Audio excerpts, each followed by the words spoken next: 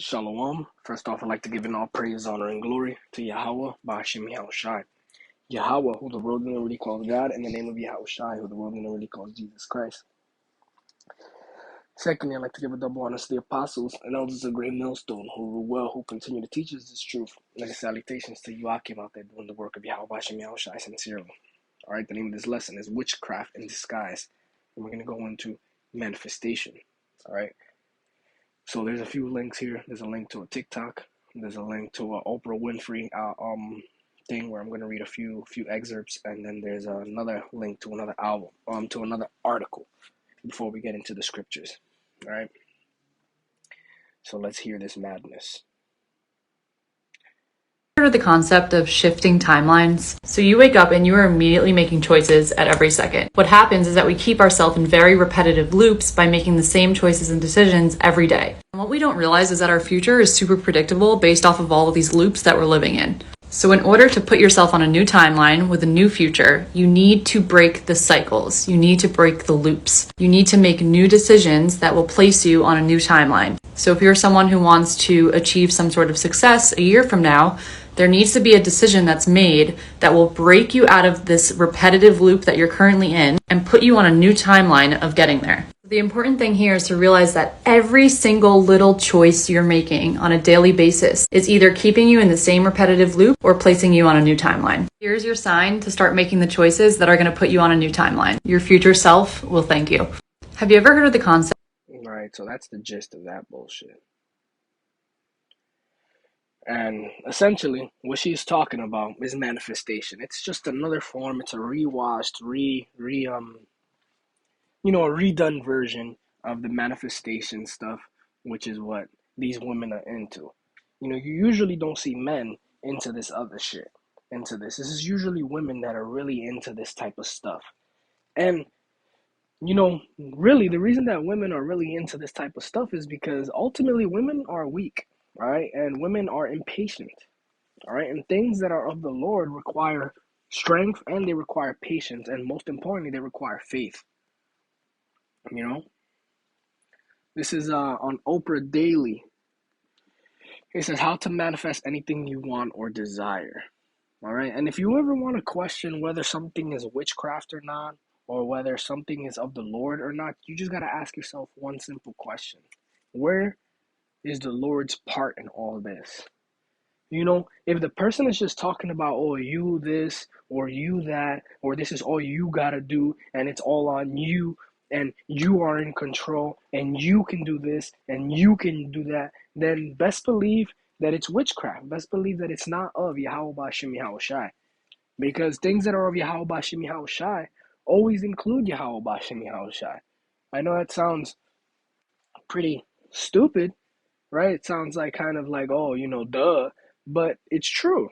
Things of Yahweh Ba'ashem Yahushai will always include Yahweh Ba'ashem Yahushai. And in that video, that lady did not mention God. She didn't mention anything but you, implying that one person alone is responsible for the outcomes of their life. All right, and we're gonna dispute that. We're gonna dispute that in a little bit.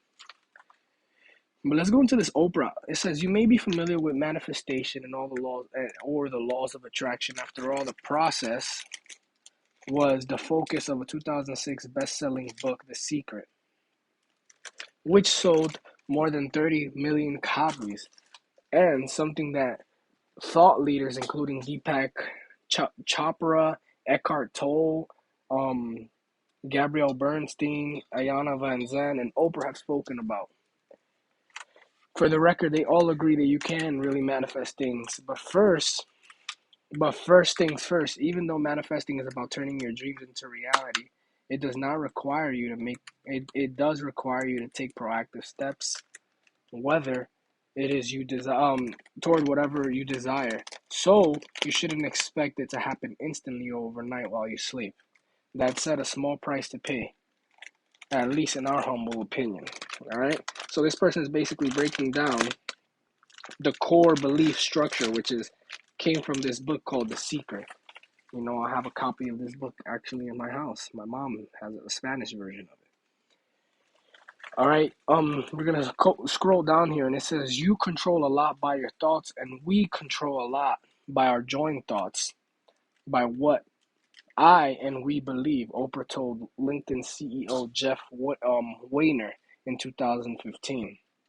When I started to figure out that for myself, I became careful of what I think and what I ask for, she explained. Okay, first of all, if anyone with a brain understands that the people who are rich and famous become rich and famous not because they have manifested it. All right, they become rich and famous because they sold out. That's the only reason that they become rich and famous. They sold out, they compromised their humanity, they compromised their soul for rich and famous, to be rich and famous. That's it. There is no secret. All right. So what Oprah's essentially doing is that she's on a marketing campaign for the people who wrote this book. Because there is literally, like, anyone who understands how celebrities get their power and their fame understands that there is no part of that requires you to be talented, that requires you to be, an upstanding citizen, that requires you to be, a man of the Lord, a man or a woman, whatever. There's no good that's required of you. All you need to do is be willing to compromise your soul. Sell your soul to the devil, as they say. You know? It says, because I have seen it work, I have seen it happen over and over. All right, it says, let's back up. What is manifestation exactly? Essentially, manifestation is bringing something tangible into your life through attraction or belief, i.e., if you think it, it will come. However, there is more to manifestation than willpower and positive thinking. As Angelina Lombardo, the author of Spiritual Entrepreneur says, manifesting is making everything you want to feel and experience a reality via your thoughts, actions, beliefs, and emotions. Exactly. So you hear all that stuff, and not in one sentence did they mention God? Did they mention the will of Yahweh Bashim Yahweh Shai, man? Because this stuff is ultimately not about, this stuff ultimately isn't about the Lord, you know? Now we're going to hit this other article quick before we hit the scriptures. It says, how to shift timelines, a powerful manifestation strategy. All right, so this is just to tie the two things, because I know I'm talking about manifestation, but, the video that I showed, the TikTok that I showed, the lady was talking about shifting timelines. Well, shifting timelines is just another version of manifestation. It says how to shift timeline, a powerful manifestation strategy. Guess what? You get to choose what your life is going to be like. That right there goes against the scriptures, and we're gonna get to them scriptures, man. It says, as conscious creators of our reality, we want to be able to create opportunities for us. In order to create opportunities for ourselves, we have to shift timelines and manifest what we want. All right, I'm just gonna leave it there, because all this shit is the same stuff over and over, rinse, wash, repeat. It's the same thing. All right, we're going to get to the scriptures. This is Exodus chapter 22, verse 18, and it says, thou shalt not suffer a witch to live. All right? So anyone that's engaged in witchcraft is considered a witch, a wizard, and they should not suffer to live, man. They should not be living. Why? Because they poison people. They poison people with their what do you call this? With their doctrines. All right, they poison people with them. You got people out here thinking that all they got to do is believe in something and it's going to come to pass. Dave Chappelle has a great take on this. If that was the case, then why don't all those starving children in Africa, and all these other places of the world, anywhere where that's famine stricken, why don't they manifest some clean water or some clean food? Which goes to show you that this is something that this is only something that people without logic can really subscribe to. Because anyone with half of a brain can see that this makes absolutely no sense. But the scriptures say what? Suffer not a witch to live, man, because this, although as men of the Lord, Lord willing, I'm one of those men, as people with some sort of reason, we see that it makes no sense. There's a lot of people that they don't have, they don't see it. They don't see that it doesn't make sense. All right, so that's why I said suffer not a witch to live. Why? Because they divert the belief from Yahweh Bashim Yahushai into these wicked practices, man. All right, they divert the belief. They divert the thanks to what? To these wicked, these wicked witches, man. This is Leviticus chapter 19, verse 26. It says, "Ye shall not eat anything with the blood, neither shall ye use enchantment, nor observe times." All right. So this is a little bit more specific, but essentially going into the same thing. You should not use enchantment or observe the times. What's an enchantment? Well, we're going to look at the definition. All right. This is Strong's H5172. The word here is what is it? Nachash. All right.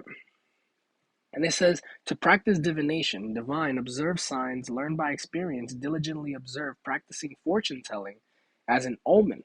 And an omen, all right, I think I got it down there, but an omen is essentially something that you do when you want to look. It has two definitions. Let's just look at it real quick. I have it down here, I believe. Oh, no, I do not. Let's look it up. It's worth looking up. It had a good definition.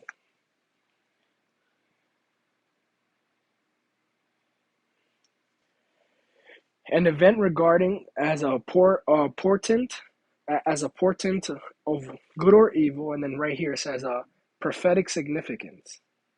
All right, it says portent, sign, signal. All right, so when you are engaged in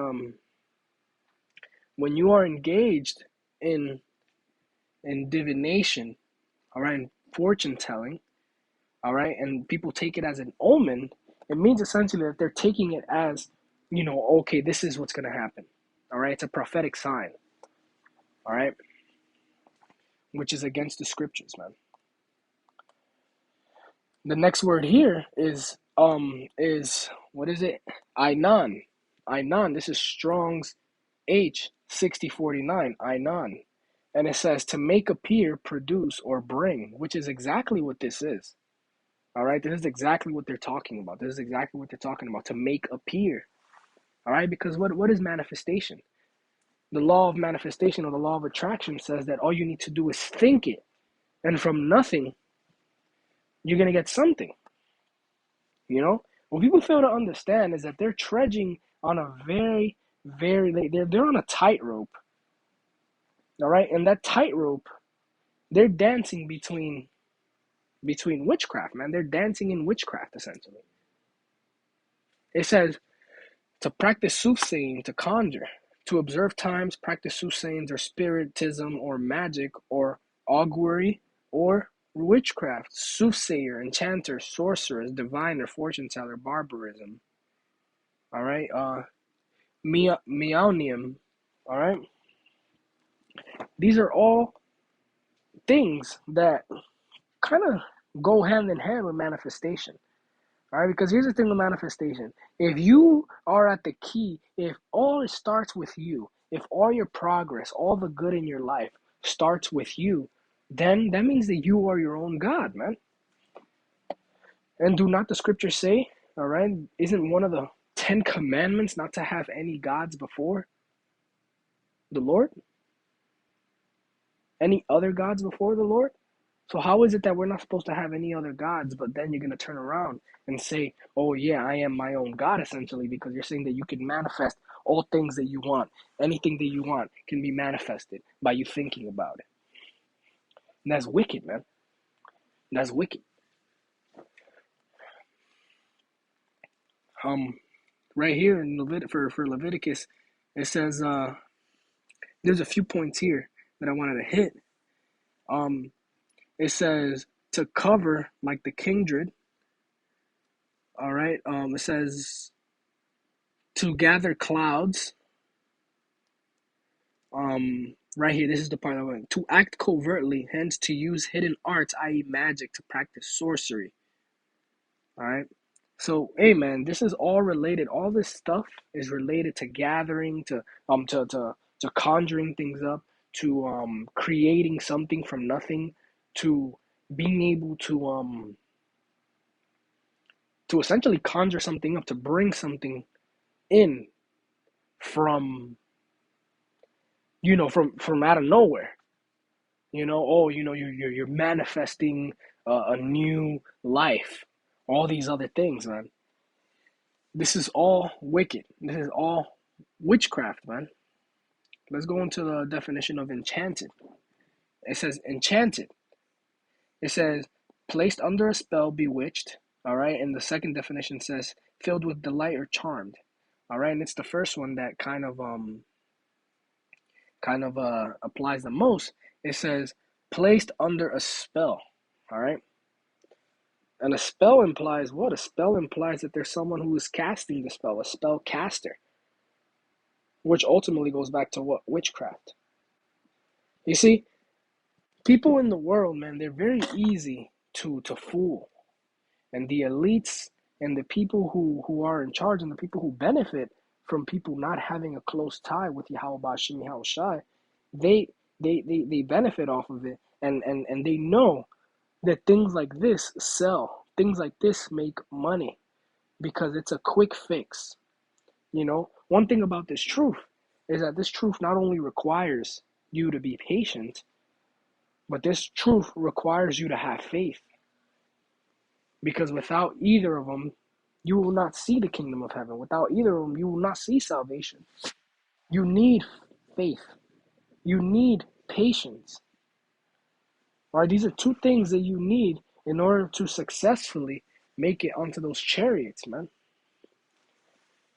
But if you tell people you can bypass God, all you have to do is believe in what you want. You don't have to pray. All you have to do is believe. And that's enough. Then there's going to be a population of the people, generally women, who are going to subscribe to that line of thinking. You know? So I'm going to cut it here, and then we're going to get into more of the scriptures that are going to cut this doctrine to shreds. All right? So see you in part 2. Shalom. Hope you were edified by this first part. All praises and honor to Yahweh Bashem Yahweh Shai. See you soon.